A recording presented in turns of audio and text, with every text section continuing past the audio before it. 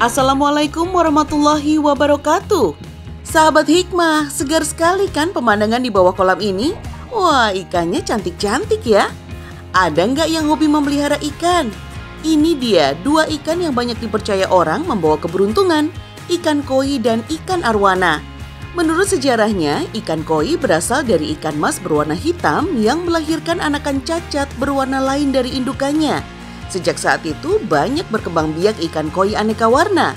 Di Jepang, ikan koi bahkan bisa dihargai hingga ratusan juta rupiah.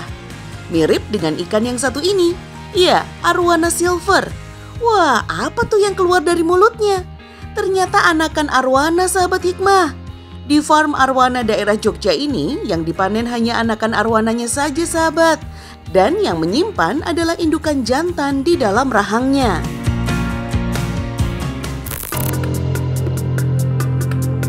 Sahabat Hikmah, banyak hewan yang bisa dipelihara sesuai dengan minat dan keinginan seseorang. Tapi bagaimana jadinya jika hewan yang mau dipelihara adalah hewan buas?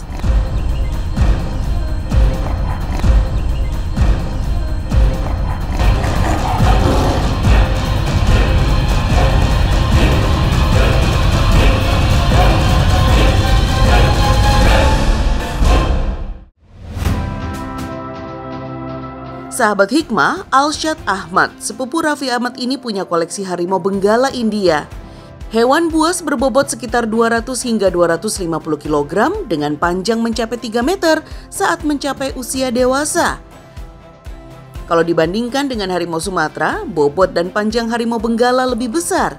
Maka tak heran jika harimau benggala menjadi salah satu jenis terbesar di spesiesnya.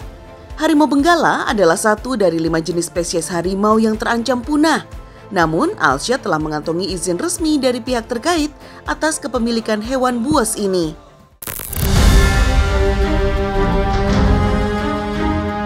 Sahabat Hikmah yang viral dan juga sudah mengantongi izin memelihara binatang buas adalah Cak Soleh dari Kepanjen, Malang, Jawa Timur ini. Ia sudah mengasuh harimau benggalanya sejak usia 3 bulan. Ingat ya sahabat Hikmah, adegan ini bukan untuk ditiru. Cak Soleh selalu membawa kain tebal saat bercanda dan bermain dengan Mulan Jamila. Karena Mulan, layaknya harimau, suka bermain sambil menerkam leher Cak Soleh dari belakang.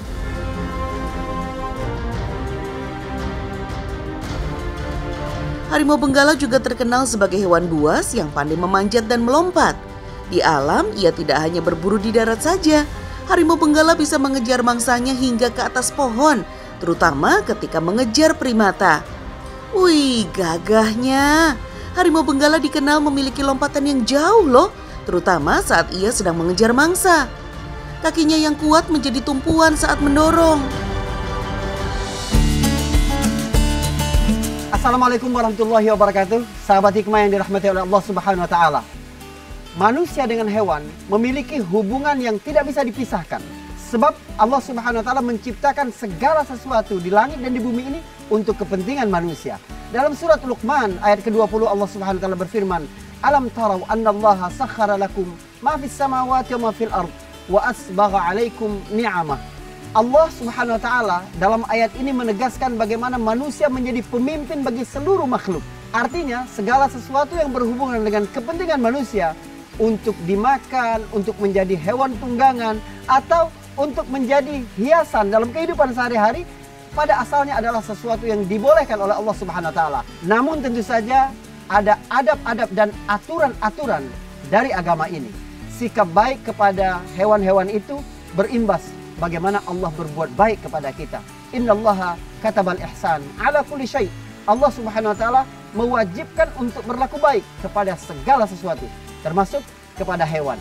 Bahkan pada saat menyembelihnya pun kita diperintahkan menyembelih dengan cara yang terbaik. Apalagi memelihara atau berinteraksi selama hewan-hewan itu hidup di tengah-tengah kita. Sahabat Hikmah, di salah satu kebun binatang terbesar di Pulau Dewata, Bali menawarkan keunikan tersendiri bagi pengunjungnya. Selain bisa melihat satwa secara langsung, pengunjung dengan standar keamanan yang ketat bisa memberi makan singa dengan radius yang sangat dekat. Proses pemberian makanannya dengan memberikan potongan daging yang dililitkan pada seutas tali yang ditarik sampai mendekati singa. Dan dengan sigap, singa langsung menangkap dan melahap makanannya. Disitulah pengunjung dapat merasakan kecekatan satwa dalam memakan mangsanya.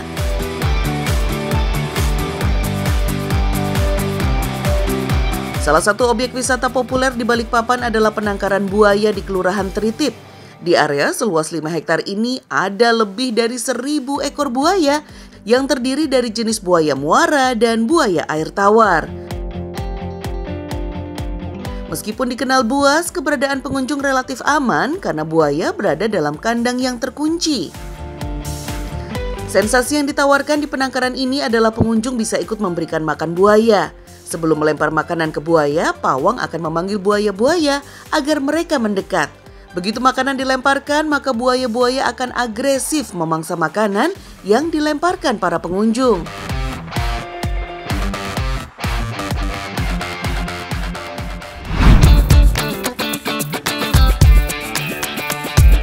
Assalamualaikum. Waalaikumsalam. Wah, Insya Allah, apa ini? Silakan Ustaz.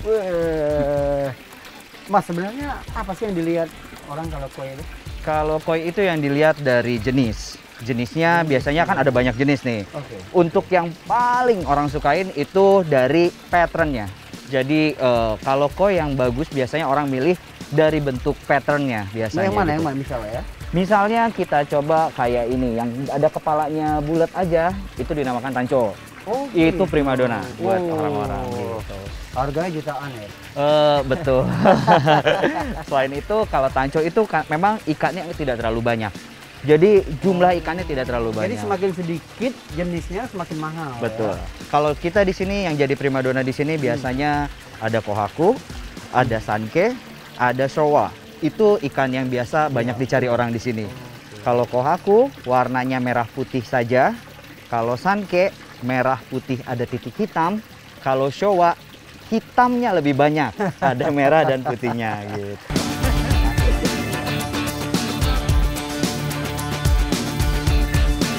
Sahabat hikmah yang dirahmati oleh Allah Subhanahu wa taala, adab-adab kepada hewan ini ternyata bukan hanya tidak menyakitinya secara fisik. Dari hadis-hadis Nabi Shallallahu Alaihi Wasallam kita dapati bagaimana kita juga harus menjaga perasaan-perasaan hewan itu. Ini juga merupakan satu isyarat penting bahwa makhluk-makhluk yang bernyawa itu seluruhnya memiliki perasaan. Nabi SAW pernah marah kepada para sahabat yang mengambil anak-anak burung dari sarangnya sehingga membuat induk burungnya itu kebingungan mencari anak-anaknya. Hadis ini diriwayatkan oleh Imam Abu Daud. Selain itu, ada yang lebih tegas lagi. Rasulullah SAW menyebut ada seorang perempuan yang masuk neraka karena seekor kucing. Dia mengurung kucingnya itu, tidak memberinya makan, tidak memberinya minum, serta tidak membiarkannya mencari makanan sendiri di alam. Rasulullah SAW adalah jiwa yang sangat penyayang. Seseorang yang berhati lembut, apalagi pada kelas Rasulullah SAW, memberikan teladan kepada kita bagaimana berlaku lembut kepada apapun. Bukan hanya kepada manusia, tetapi kepada hewan-hewan. Dalam riwayat-riwayat lain juga disebutkan bahwa segala sesuatu yang kita tanam lalu buahnya dapat dimakan oleh hewan-hewan liar sekalipun, itu juga bermakna sedekah untuk kita. Betapa pemurahnya Allah Subhanahu wa taala memberikan banyak kesempatan untuk melakukan amal baik, termasuk kepada hewan-hewan.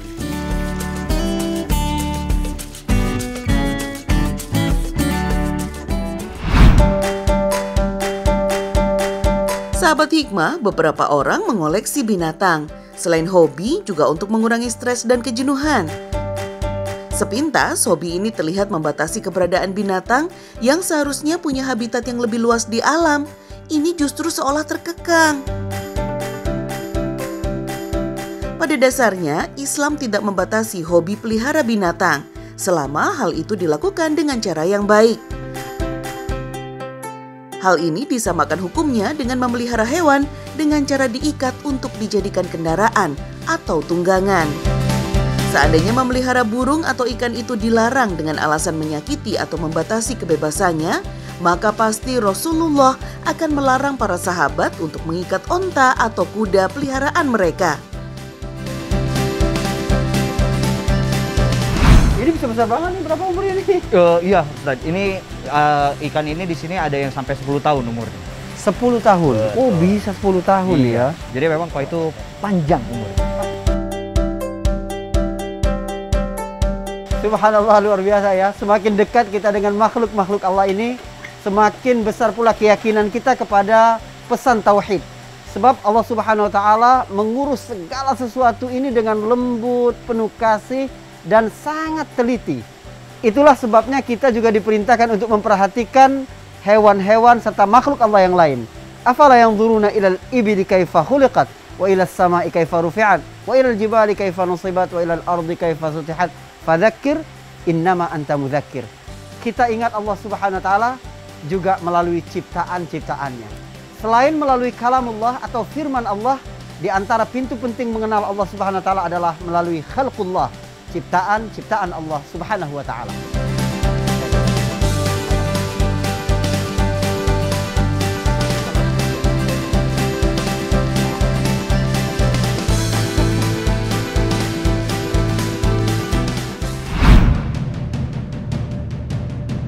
Sahabat hikmah, binatang buas adalah binatang yang liar, ganas, dan biasanya memusuhi manusia, berbahaya.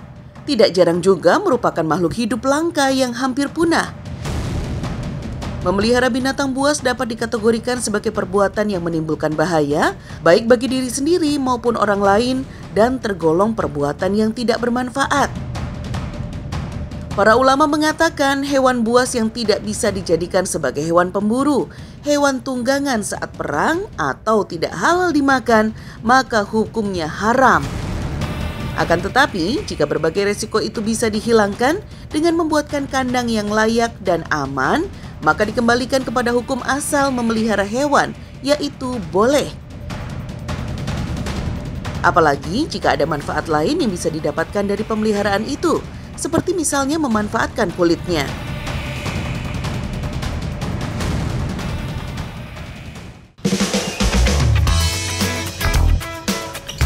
Nah, sahabat hikmah, sebelum membahas lebih mendalam tentang binatang peliharaan, kita bincang-bincang santai sejenak dengan komedian Aden Bajai tentang pengalaman serunya memelihara binatang peliharaan.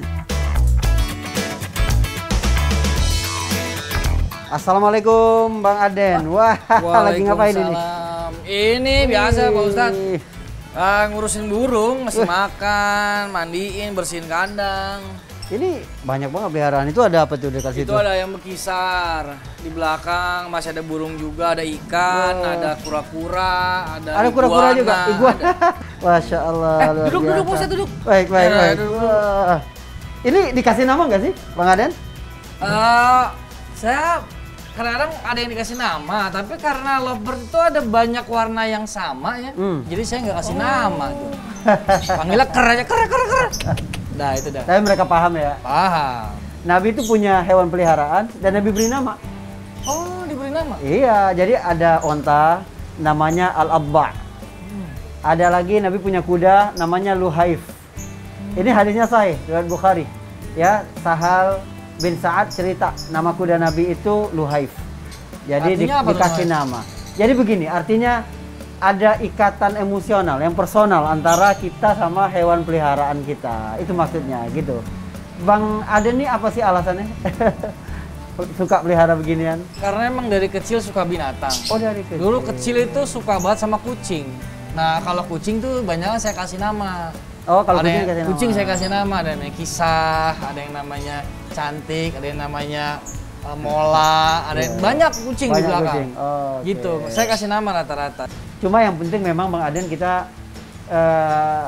nggak menzalimi hewan-hewan ini. Iya. Ya kan? Kita kasih makan cukup, minum cukup. Iya. Tapi kayaknya telaten banget nih Bang Aden. Kan? Ini kucing. Oh, nih. itu apa tuh? Ini kucing, ini kalau ngeliat burung kan hati-hati. Ini kucing dari pertama lahir nih di sini nih. Masya Allah. Hewan aja diperhatiin ya, apalagi orang. Insya Allah. Karena saya pernah baca sebuah kata-kata, entah itu kayaknya hadis, cuman hadisnya tidak sahih gitu ya. Iya. Sayangilah makhluk Allah, maka kau akan disayangi oleh langit. Ada kata-kata seperti itu. Ada. sayangilah yang ada di bumi, maka yang di langit akan menyayangimu. Irhamu man fil ardi yarhamukum man fis sama. Iya. Ada begitu. Memang cara kita berinteraksi dengan makhluk itu akan dibalas oleh Allah bagaimana Allah berinteraksi dengan kita. Kalau kita penuh kasih kepada makhluk, Allah juga akan penuh kasih kepada kita. Masya Allah.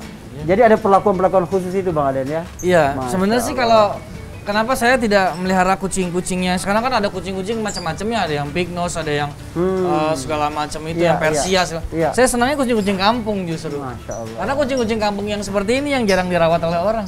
Sahabat hikmah, sebagai seorang muslim, kita diperintahkan berlaku baik kepada siapapun karena makna menjadi khalifah juga adalah menjadi pemimpin. Terkandung juga pesan kita ini memelihara dan mengurus alam ini. Baik hewan, tumbuhan, atau alam secara makro.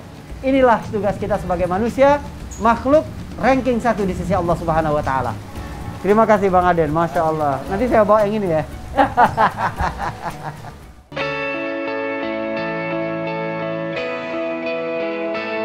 Sahabat hikmah, dalam Al-Quran surat An-Nur ayat 41 disebutkan, "Tidaklah kamu tahu bahwasanya Allah kepadanya juga bertasbih apa yang ada di langit dan di bumi dan juga burung yang mengembangkan sayapnya. Masing-masing telah mengetahui cara sembahyang dan tasbihnya dan Allah Maha mengetahui apa yang mereka kerjakan."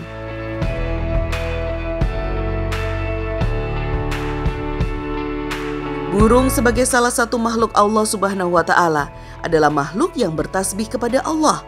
Begitu juga hewan-hewan lainnya. Hanya kita yang belum bisa memahami bagaimana cara tasbih mereka. Maka kita wajib memperlakukan hewan dengan baik, tidak menyakiti dan merendahkannya. Sebagai bagian dari saling menghormati antara sesama makhluk ciptaan Allah Subhanahu wa taala. Salah satu cara memperlakukan hewan yang baik adalah dengan memberikan makan dan minum yang cukup. Dari Abi Hurairah radhiyallahu anhu, dari Rasulullah Shallallahu alaihi wasallam bersabda, "Telah diampuni seorang wanita pezina yang lewat di depan anjing yang menjulurkan lidahnya pada sebuah sumur. Ia berkata, anjing ini hampir mati kehausan. Lalu dilepasnya sepatunya, lalu diikatnya dengan kerudungnya, kemudian diberinya minum. Maka diampunilah wanita itu karena memberinya minum." Hadis riwayat Bukhari. Allah Subhanahu wa taala memberikan kasih sayangnya kepada semua makhluk hidup, tidak terkecuali seekor anjing sekalipun.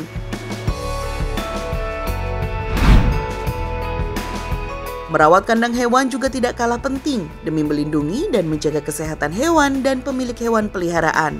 Selain itu, hewan pun dapat merasa stres kalau lingkungannya tidak bersih.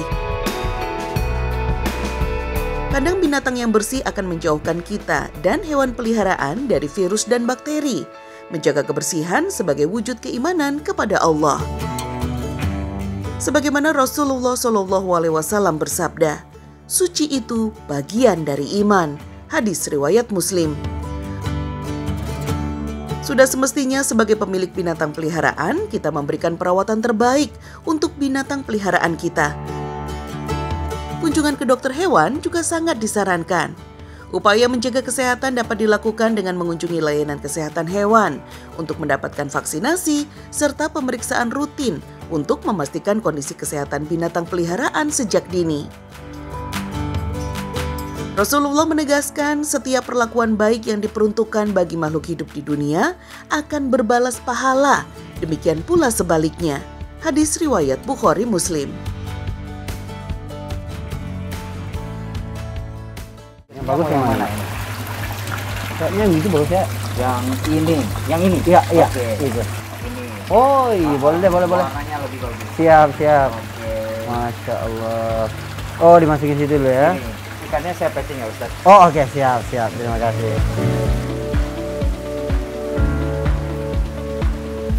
Sahabat hikmah yang dirahmati Allah Subhanahu wa taala, memang memelihara hewan peliharaan itu dibolehkan dalam agama, tetapi tidak sepenuhnya baik. Ada hal-hal yang tetap harus kita perhatikan untuk menjalankan peran kita sebagai makhluk Allah Subhanahu wa taala. Jika sekiranya perdagangan yang dapat membawa keuntungan dalam hidup itu juga terlarang ketika dapat melalaikan manusia dari Allah Subhanahu wa taala, apalagi hal-hal yang tidak berguna dalam kehidupan. Rasulullah SAW menyebutkan min husni islamil mar'i tarkuhu ma la ya'ni. Di antara bentuk kebaikan keberislaman seseorang adalah meninggalkan hal-hal yang tidak bermanfaat baginya. Ada sisi hiburan dalam hewan-hewan peliharaan dan itu sah-sah saja, bahkan dapat menjadi selingan dalam kehidupan ini agar kita menjadi lebih giat bekerja, beribadah dan seterusnya. Namun hal-hal pokok dalam agama tetap harus kita perhatikan. Selain hubungan dengan Allah Subhanahu wa taala, ada hubungan dengan pasangan dan keluarga. Kita harus perhatikan pula apakah pasangan benar-benar nyaman ketika kita memelihara satu hewan peliharaan atau bahkan dapat mengakibatkan bahaya, baik itu kesehatan atau dampak psikologis bagi anak-anak dan anggota keluarga yang lainnya. Di samping itu, kita harus ingat pula ada beberapa hukum-hukum fikih dan ini berkaitan dengan ibadah kita ketika kita memelihara hewan-hewan peliharaan di rumah. Misalnya terkait najis, baik itu berhubungan dengan kotoran-kotorannya atau darah dan liurnya. Semuanya itu diatur di dalam Islam agar ibadah kita tidak rusak hanya karena hal-hal yang kita anggap sepele.